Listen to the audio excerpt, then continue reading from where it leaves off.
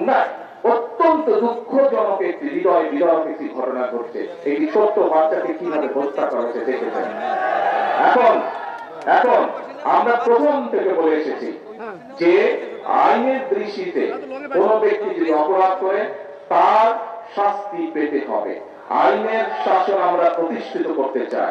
কিন্তু প্রিয় ভাই বোনেরা, আপনি যখন কোনো কাজ করেন, সেটি আপনার নিজের কাজ হোক, কৃষি কাজ হোক, সেটি যে কোনো কাজ হোক না কেন, সংসারের কাজ হোক, একটা নিয়ম কারণ আছে না? যে কোনো কাজ করতে তো কাজের একটা নিয়ম কারণ আছে। পদ্মা সেতু, মেট্রো রেল এবং এলিভেটেড এক্সপ্রেসওয়ে নির্মাণের গর্বিত অংশীদার বসুন্ধরা সিমেন্ট। এই নিয়ম কারণটাকে মেনে নিয়ে তো কাজটা করতে হয়, তাই নয় কি? আপনি যদি হাঁস করেন, গরু করেন, ছাগল করেন, ধান চাষ করেন, সবজি শাকসবজি চাষ করেন, তারপরেও তো নিয়ম আছে। কখন আপনি বীজ বুনবেন, কখন আপনি পানি দিবেন, কখন আপনি সার দিবেন, নিয়ম কারণ আছে না? ঠিক যে কোনো অন্যায়কারী তাকে শাস্তি দিতে হলে, তাকে তার বিচার করতে হলে সরকারের কতগুলো নিয়ম কারণ আছে।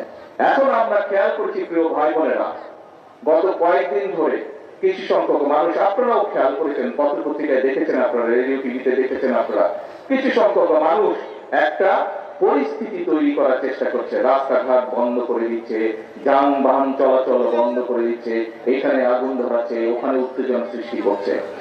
এই কাজগুলো যারা তারা করে, তাহলে আপনারা কি মনে করেন, প্রথমেই কি আইনের শাসনকে তারা বাধাগ্রস্ত করছে না? আইনকে আইনের মতন কি চলতে দিচ্ছে? দিচ্ছে না।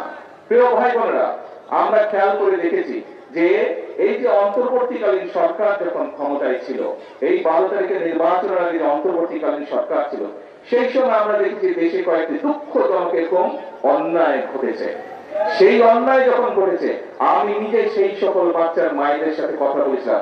আমাদের দলের আইনজীবী, আমাদের দলের চিকিৎসকরা গিয়ে সেই চিকিৎসা দিয়েছে, আইনজীবীরা গিয়ে সেই আইন সহায়তা করেছিল।